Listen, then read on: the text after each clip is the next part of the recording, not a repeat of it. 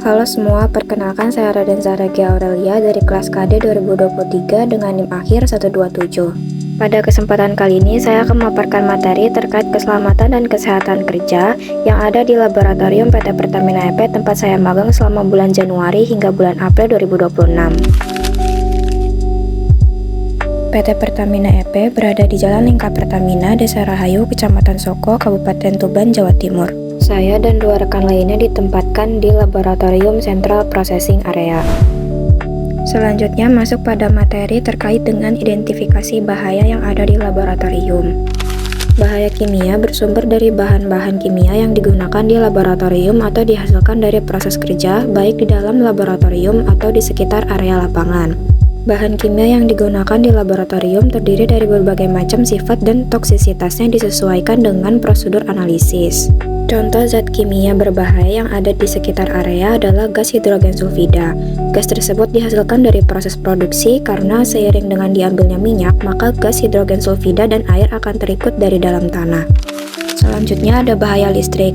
Tentunya beberapa alat atau instrumen, pendingin ruangan, lampu, dan lain-lain di dalam laboratorium perlu dialiri listrik. Hal tersebut berpotensi memicu sengatan, kebakaran, atau ledakan berbahaya apabila terdapat kelalaian dalam penggunaannya. Bahaya fisik dapat bersumber dari kecerobohan analis, seperti contohnya terpapar suhu panas dari oven, hot plate, dan lain-lain. Di dalam laboratorium juga terdapat lampu UV yang perlu diperhatikan penggunaannya, sebab kulit yang terpapar langsung dapat memicu iritasi hingga kanker kulit. Terakhir ada bahaya limbah B3.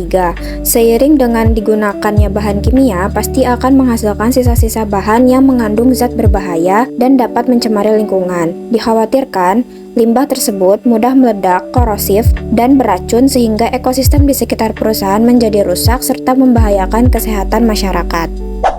Dari bahaya yang telah dipaparkan, diperlukan penanganan atau pencegahan untuk meminimalkan risiko kecelakaan kerja.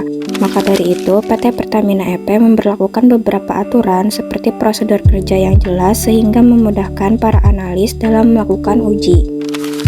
Tersedia pula alat seperti eye wash untuk mata yang terciprat zat kimia, shower untuk membersihkan seluruh tubuh apabila terpapar zat, lemari asam untuk membantu sirkulasi dalam laboratorium akibat adanya paparan gas, uap, atau debu dari reaksi kimia sehingga dapat mencegah pencemaran daerah kontaminan.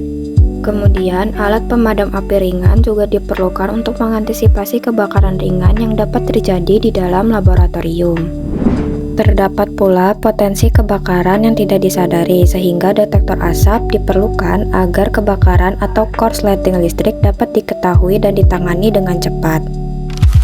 Terkait dengan penyimpanan bahan kimia di laboratorium juga perlu disesuaikan dengan standar yang berlaku, karena beberapa bahan kimia memiliki potensi bahaya apabila diletakkan di tempat yang salah. Terakhir, sebagai upaya perlindungan diri, analis perlu menggunakan alat pelindung diri sesuai dengan standar seperti sarung tangan, masker, jas, kacamata Google, serta sepatu sebagai bentuk pertahanan paling akhir. Dengan adanya penerapan K3 yang baik, PT Pertamina juga dikenal sebagai salah satu perusahaan yang sangat mengedepankan keselamatan kerja dengan goal zero accident. Bahaya yang tinggi di area kerja menjadi tantangan besar bagi seluruh personel untuk dapat meminimalisir hal-hal buruk yang dapat terjadi, seperti dengan metode eliminasi, substitusi, rekayasa engineering, dan penggunaan APD sesuai yang telah ditetapkan di PT Pertamina EP Sukawati File.